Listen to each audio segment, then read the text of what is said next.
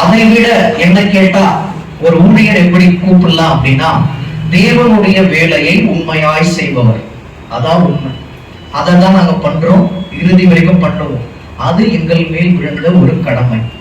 இன்று ரொம்ப ரொம்ப ஒரு முக்கியமான விஷயத்தை பத்தி நம்ம பார்க்க போகிறோம்.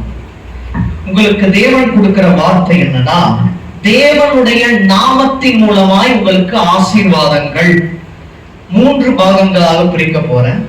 இன்று பாகம் 1, அடுத்த மாதம் பாகம் 2, அதுக்கு அடுத்த மாதம் பாகம் 3. இன்று நம்ம பார்க்கக்கூடியது தேவனுடைய வெவ்வேறு நாமங்கள்.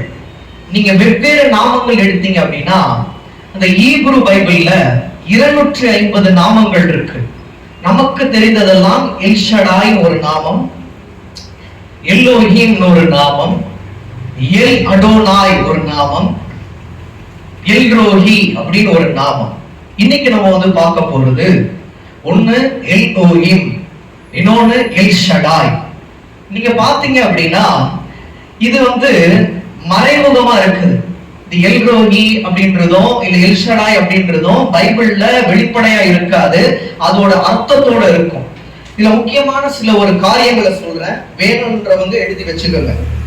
இப்ப அந்த எல் அப்படின்றது என்னன்னா, இந்த எல் இருக்கு பாத்தீங்களா, எல்ஷடாய் எல் இருக்கு பாத்தீங்களா, அந்த காலகட்டத்துல பெயர் வைக்கும் போது ஸ்டார்டிங்ல எல்லுன்னு வைப்பாங்க, எல்ல ஆரம்பிக்கிற மாதிரி வைப்பாங்க. ஒரு எடுத்துக்காட்டாக எலியா, எலிஷா அப்படின்னு ஆரம்பத்துல அந்த எல் இஎல் அப்படின்றது ஆரம்பிக்கும். அப்படி இல்லைன்னா இறுதியில முடிகிற மாதிரி ஆரம்பிக்கும். அப்பா அம்மா என்ன நினைச்சு வச்சாங்கன்னு எனக்கு ஐடியா இல்ல. பால் சாமுவேல், விக்டர் இமானுவேல், இறுதியில எலியல் தான் முடிஞ்சிருக்கு. அப்படி என்ன அர்த்தம் தெரியுமா? தேவன் எங்க கூட இருக்கார், நம்மளோட இருக்காருன்னு அர்த்தம். அப்ப எல் அப்படின்னா என்ன தெரியுங்களா அர்த்தம்? தேவன் அர்த்தம். எல்னா என்ன? தேவன். இன்னொன்னு எழுதிக்கங்க, அடோனாய் அப்படின்ற வார்த்தைக்கு அர்த்தம் என்னன்னா மெய்ப்பன். அவரே நமக்கு நல்ல மெய்ப்பன். அது வேதாகமத்துல மறைமுகமா 439 இடங்கள்ல இருக்குது. எவ்வளவு தடவை? 439 தடவை இருக்குது. ரொம்ப முக்கியமானது, நீங்க எழுதிக்கங்க, ரொம்ப ஆழமா இருக்கும். இன்னொன்னு யாவே, யாவே இந்த வார்த்தை இதுக்கு என்ன தெரியுமா அர்த்தம்? ஐ ஹாம் அர்த்தம். நான் தான் அவர். இயேசு கிறிஸ்து கிட்ட யாராச்சும் கேட்டாருன்னா, நான் தான் அவரு, நானே வழியும் சத்தியமும் ஜீவனமாய் இருக்கிறேன். அப்ப யாவேனா என்ன அர்த்தம்? ஐ ஹாம், நான் அவர். அது வேதாகமத்துல ஐஎம் எங்கெங்க வருதோ டோட்டல் எவ்வளவு தெரியுமா வருது? 6800 தடவை வருது. எவ்வளவு தடவை? 6800 தடவை வருது. இன்னொன்னு எல்ஓஹிம், இத நீங்க பிரிச்சீங்கன்னா ஹெல் ஹோ ஹிம், ஹோ ஹிம் அவர்தானா அப்படின்ற ஓ ஹிம் இருக்கா, எச் ஐ ஹிம் இருக்கா, லாஸ்ட்ல ஐஎம் எடுத்துக்கோ, ஐ ஹாம், நான் தான் அவர். அது வேதாகமத்துல எவ்வளவு தடவை இருக்கு? 2600 தடவை இருக்கு. எல்லோஹிம் இருக்காது, அது கூட அர்த்தத்தோட இருக்கு. அதான் நம்ம இன்னைக்கு பார்க்க போறோம். இன்னைக்கு நம்ம என்ன பார்க்க போறோம்னா எல்லோஹிமோ எல்ஷடாய். இது உங்களுக்கு ஏன் இதை பைபிள் ஸ்டடி ஆச்சு, இதை ஏன் இங்க சொல்றாருன்னா, அந்த பெயர்ல இருக்கக்கூடிய ஆசீர்வாதங்கள் இந்த வீட்டு மேல பழிக்கும். அதான் உண்மை. இத பார்த்துலாம் நம்ம நல்லா கவனிச்சுக்கோங்க. எல்ஓஹிம் அப்படின்றது ஹோ ஐ ஹாம், அவர்தான். அப்போ ஆதியில ஆபிரகாம் கூட இருந்ததும் அவர்தான், தாவீது கூட இருந்ததும் அவர்தான், இயேசுவாய் வந்ததும் அவர்தான். ஐ ஹாம் எல்ஷடாய்னாலும் அவர்தான். ஓகேவா? அதை பார்க்கலாமா? உங்களுக்கு இன்ட்ரோடக்ஷனா இதை கொடுத்தேன், எடுத்து வாசிக்கலாம். சங்கீதம் 7:9. என்னடி எல் எல் அப்படின்றது தேவன் சொன்ன, யாவே யாவே அப்படின்றதுக்கு ஐ ஆம், நான் தான் அவர் அப்படின்றது 6800 தடவை வேதாகமத்தில் இருக்குது. இன்னொன்னு சொன்ன எல்ஷடாய், இன்னொன்னு அடோனாய். அடோனாய் அப்படின்றது மெய்ப்பன், ஷெப்பர்ட், குட் ஷெப்பர்ட். அது 439 தடவை வேதாகமத்தில் இருக்குது. இப்ப தேவனுடைய வார்த்தைக்குள்ள நம்ம போகலாம். எடுத்து வாசிங்க. சங்கீதம் 7:9. முதல்ல எல்ஓஹிம் அப்படின்றதுக்கு என்னென்ன அர்த்தங்கள் சொல்லிட்டு நம்ம பார்க்கலாம். சங்கீதம் 7:9 எடுத்துக்கங்க. ஒழிய பண்ணும், நீதிமானை சிறப்படுத்துவீராக. அப்போ ஒரு நீதிமானை சிறப்படுத்தணும்னா நீதிமானால தான் முடியும். யார் அந்த நீதிமான்? ஆண்டவராகிய இயேசு கிறிஸ்துவே நீதிமான். எல்ஹோயிம் அது பக்கத்துல போட்டு வச்சுக்கோங்க. எல்ஹோயிம் அப்படின்றது இயேசுவே நீதிமான். அவராமா நீதிமான். உங்களுக்கு அந்த விளக்கங்களை சொல்லணும்னா உங்களுக்கு நேரம் பத்தாது. நல்லா புரிஞ்சுக்கோங்க. எல்லோயிமுக்கு விளக்கங்களை கொடுக்கிறேன். எல்லோயிம் அப்படின்றது ஃபர்ஸ்ட் என்னது? அவர் யாரா? நீதிமான். ஓகேங்களா? இரண்டாவது வாசிங்க ஆதியாகமம் 1:1. ஆதியாகமம் 1:1. ஆதியிலே வார்த்தை இருந்தது.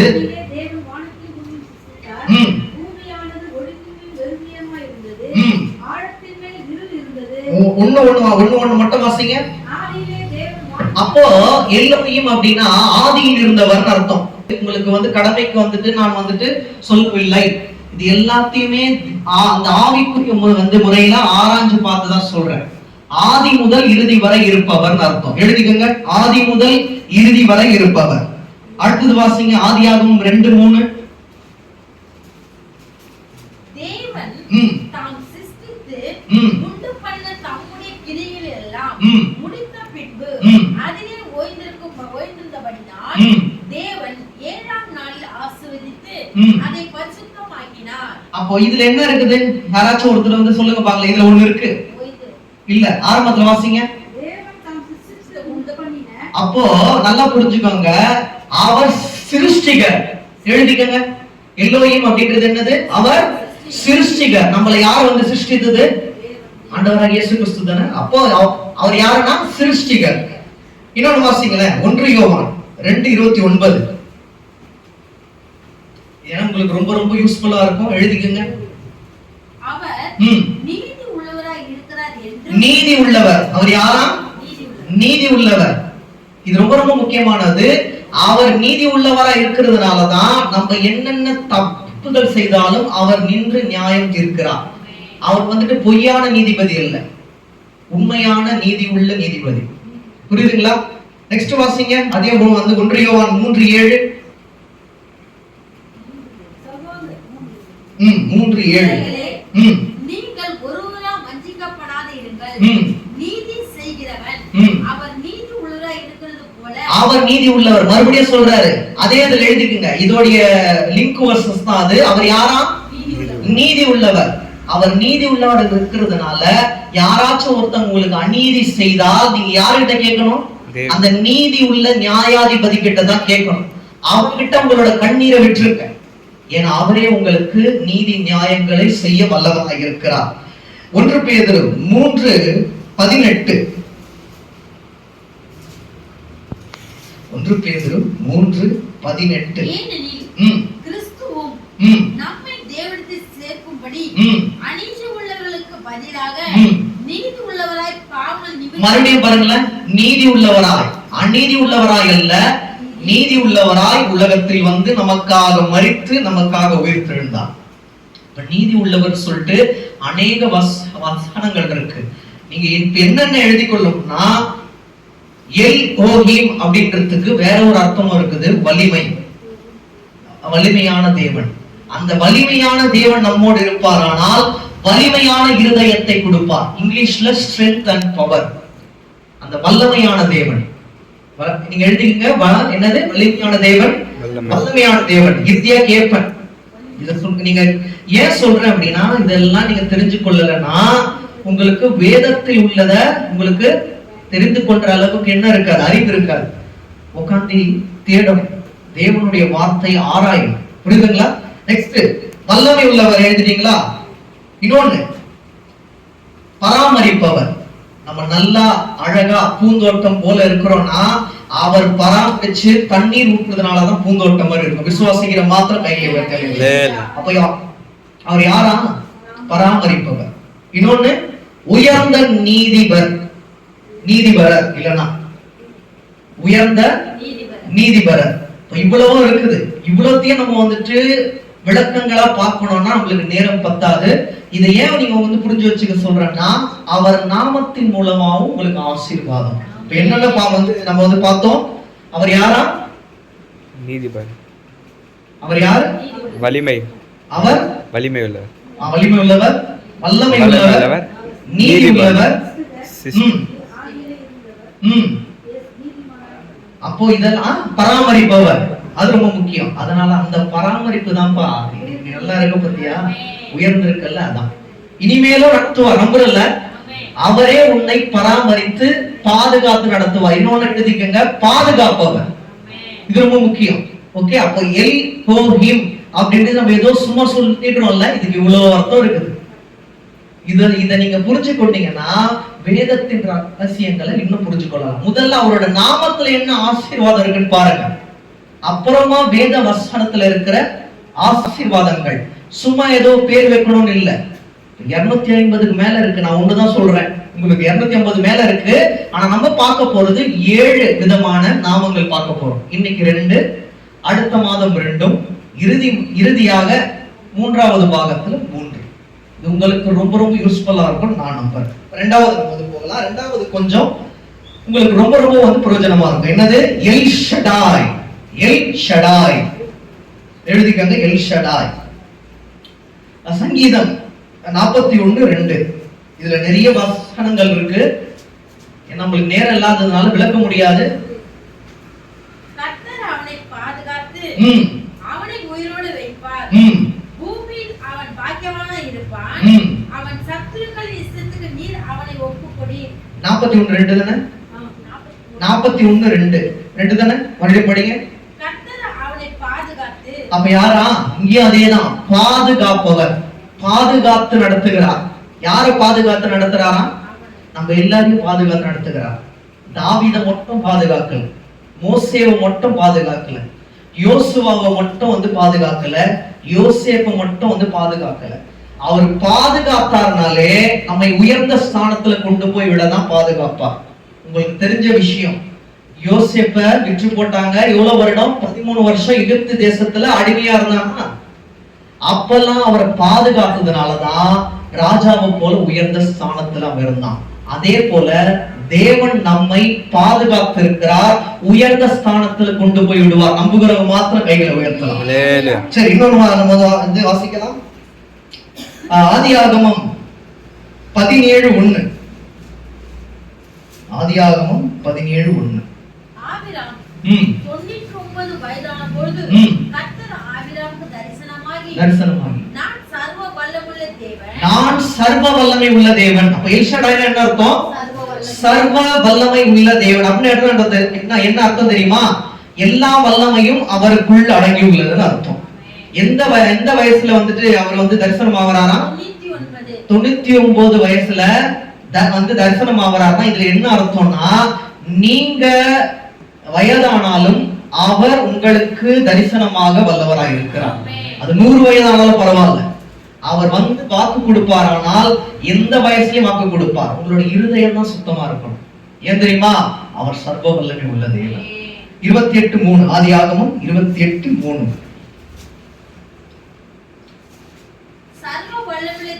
சர்வ வல்லமை உள்ள தேவன் உன்னை ஆசீர்வதித்து, இந்த குடும்பத்தை ஆசீர்வதித்து, சர்வ வல்லமை உள்ள தேவன் அங்கிளையும் ஆண்டியும் ஆசீர்வதித்து, சாமை ஆசீர்வதித்து, ஸ்டான்லி ஆசீர்வதி, இங்க யாவரை ஆசீர்வதித்து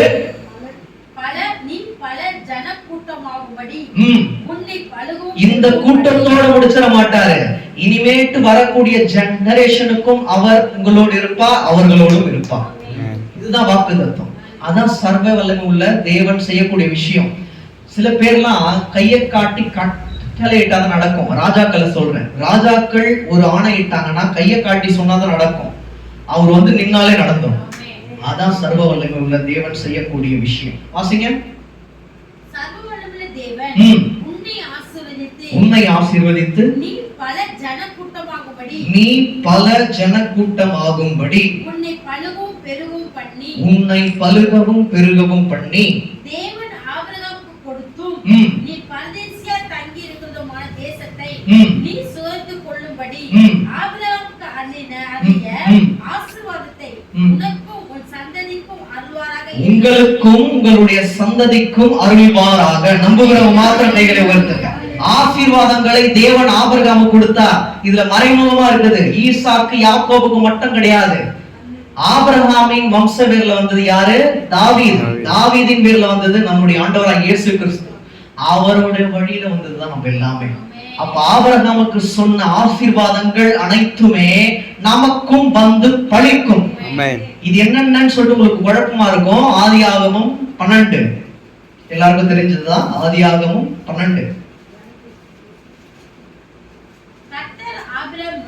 நோக்கி நீ உன் தேசத்தையும் உன் இனத்தையும் உன் தகப்பனை வீட்டை விட்டு புறப்பட்டு, இது சிம்பிளா உங்களுக்கு ஈஸியா சொல்லணும்னா பழைய வாழ்க்கையை விட்டு வா அப்படின்னா வாசிங்க.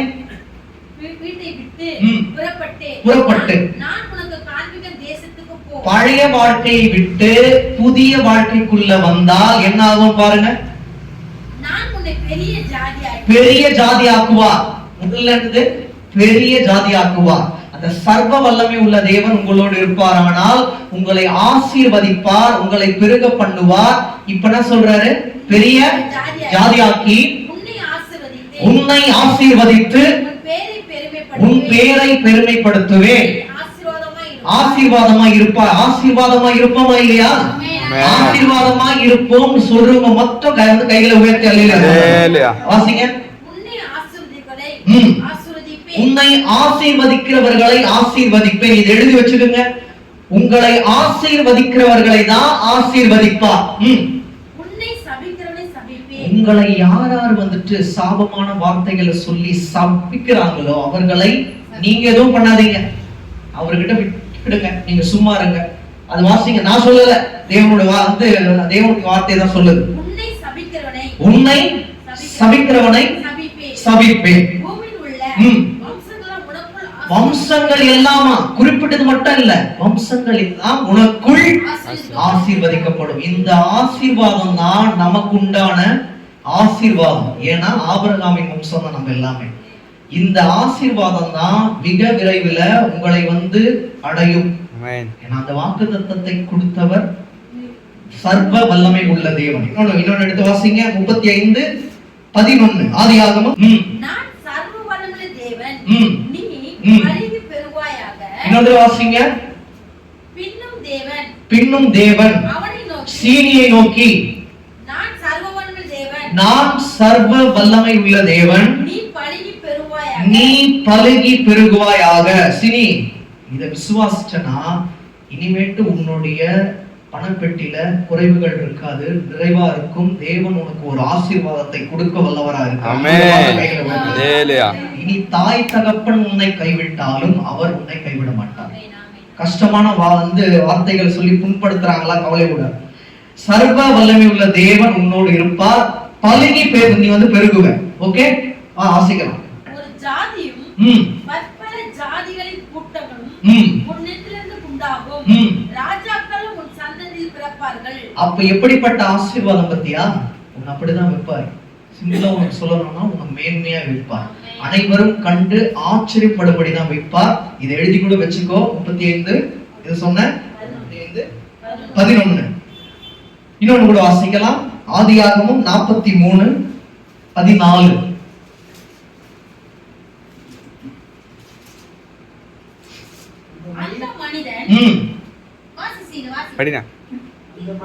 அந்த மனிதன் மற்ற சகோதரனையும் உங்களுடனே அனுப்பிவிடும்படிக்கு சர்வ வல்லமை உள்ள தேவன் சமூகத்தில் உங்களுக்கு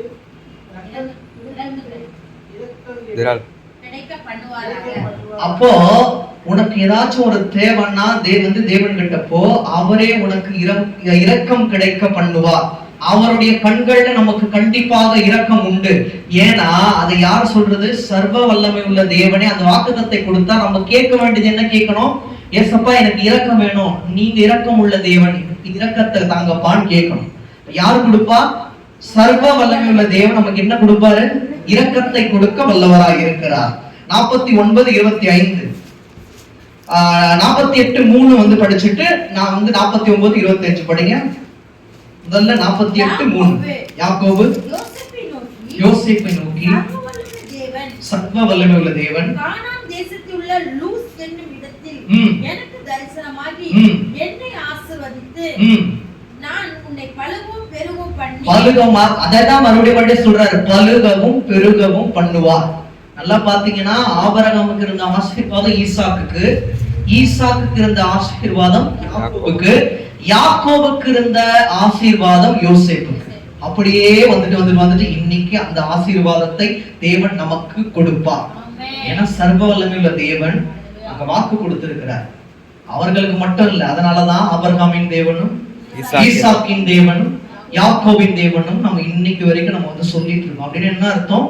அந்த தேவன் தான் இன்றும் இருக்கிறார். அந்த சர்வ வல்லமையுள்ள தேவன் நம்ம என்ன கேட்கிறோமோ அதை விட மேன்மையாகத்தான் நமக்கு கொடுத்து ஆசீர்வாதத்தை தர வல்லவராக இருக்கிறார். இன்னொன்று கூட நம்ம வாசிக்கலாம். 49:25. அப்படி ஆயிற்று. அவர் உனக்கு துணையாய் இருப்பார். இது ரெண்டு இருக்கு. ஒண்ணு துணையானவர், சர்வ வல்லவர். இதை எழுதி வச்சுக்கோங்க. எல்ஷடாய்னா வேற அர்த்தம் இருக்குது. துணையானவர் இல்லனா துணையாளர். துணையானவர், துணையாளர். அப்ப யார் நமக்கு துணையா இருப்பா? சர்வ வல்லமையுள்ள தேவன் நமக்கு துணையாக இருப்பார் அல்லது துணையாளராக இருப்பார். ஓகேவா? புரியுதா? இன்னொன்னு நம்ம வாசிக்கலாம். யாத்திராகமம் 6:3. யாத்திராகமம் 6:3.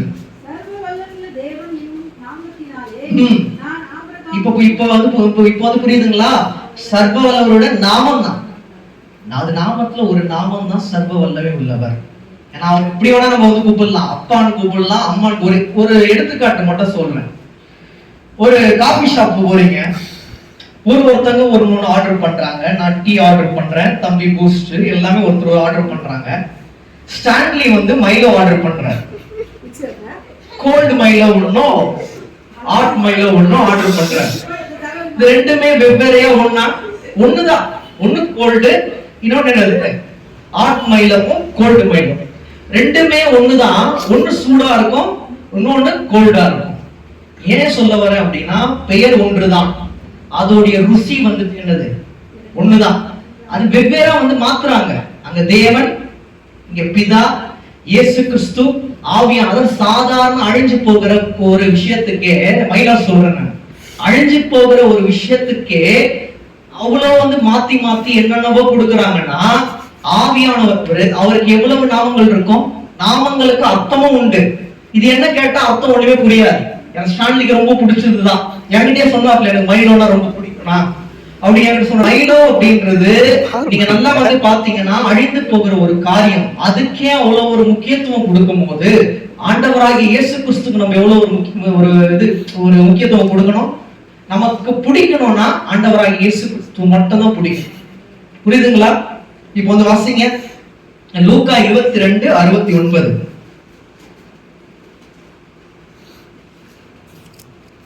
லூக்கா 22:69.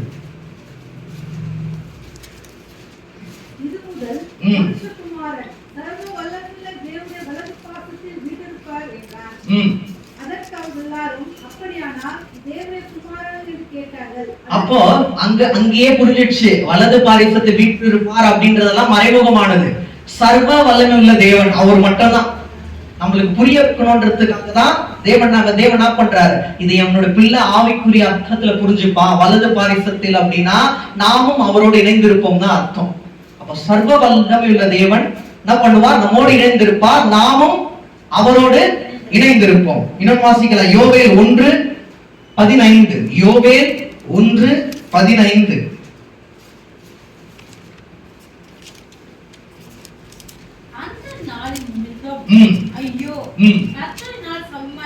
கர்த்தருடைய நாள் சமீபமா இருக்கிறது. சர்வ வல்லவரிடத்திலிருந்து வருகிறது. அப்ப நல்லா புரிஞ்சுக்கோங்க, 2வது வருகையில இயேசு கிறிஸ்து வராருல்ல, இப்ப சர்வ வல்லவரிடத்துல வருகிறது என்ன அர்த்தம்? அந்த தேவன் தான் இயேசு கிறிஸ்துவை வருகிறார். புரியுதுங்களா? அவருடைய நாள் கிட்ட இருக்குது. அதனால நம்ம என்ன பண்ணணும், அந்த சர்வ வல்லமை உள்ள தேவனை மட்டும் அண்டிக் கொண்டு வாழணும். இன்னொன்னு வாசிங்க, 2 கொரிந்தியர் 6:18.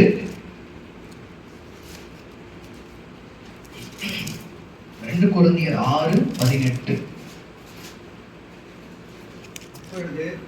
நான் உங்களை ஏற்றுக்கொண்டு உங்களுக்கு பிதாவாயிருப்பேன், நீங்கள் எனக்கு குமாரரும் குமாரத்தியுமாய் இருப்பீர்கள் என்று சர்வ வல்லமை கர்த்தர் சொல்லுகிறார். சர்வ வல்லமை உள்ள கர்த்தர் சொல்லுகிறார். அப்ப நம்ம எல்லாமே யாரா? அப்போ அதாவது ஆண்டவராகிய இயேசு கிறிஸ்துவோட பிள்ளைகள். அப்போ யாரோட பிள்ளைகள்? நம்ம சர்வ வல்லமை உள்ள தேவனுடைய பிள்ளைகள். ஏன்னா நம்மளோட அப்பா யாரு? சர்வ வல்லமை உள்ளவர். இன்னொன்று வாசிங்க, வெளிப்படுத்தின விசேஷம் 1:8.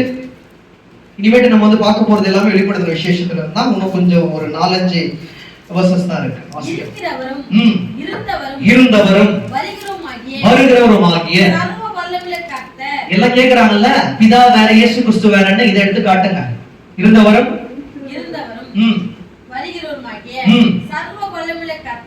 சர்வ வல்லமை உள்ள கர்த்தர். அப்ப இயேசு கிறிஸ்து யாரு? கர்த்தர். அப்ப சர்வ வல்லமை உள்ளவர் யாரு? இயேசு கிறிஸ்து. இன்னொரு வாசிங்க, அடுத்த வாசிங்க. இருக்கிறவரும் இருந்தவரும் வருகிறவரும் ஆகி யாரு வர போறா? ஆண்டவராகிய இயேசு கிறிஸ்து. இதுலயே புரிஞ்சிடுதுலப்பா. பல பேர் குழப்புறாங்களே, எகோவா விட்னஸ் அப்படின்னு சொல்லிட்டு ஏதோ பேர் சொல்றாங்களே, எல்லாமே அவர்தான். வாசிங்க. சர்வ வல்லமுள்ள கர்த்தர் நான் அல்பாவும் ஒமேகாவும் ஆதியும் அந்தமுமாய் இருக்கிறேன். ஆதியும் அந்தமும்னா என்னது? ஆரம்பமும் நான் தான், முடிவும் நான் தான், அந்த ஒரு மத்தியில இருக்கிறதும் நான் தான். எல்லாமே அவர் தான். அப்ப வெவ்வேறு இல்ல, ஒருத்தர் தான். புரியுதா? இன்னொன்னு வாசிங்க. அதே வெளிப்படுத்தின விசேஷம் 4:8. அந்த 4 ஜீவன்களிலும் ஒவ்வொன்றும் அவ்வாறு சிறகுகளும் சுற்றிலும் உள்ளும் கண்களால் நிறைந்தவர்களாய் இருந்தன. அவைகள் இருந்தவரும்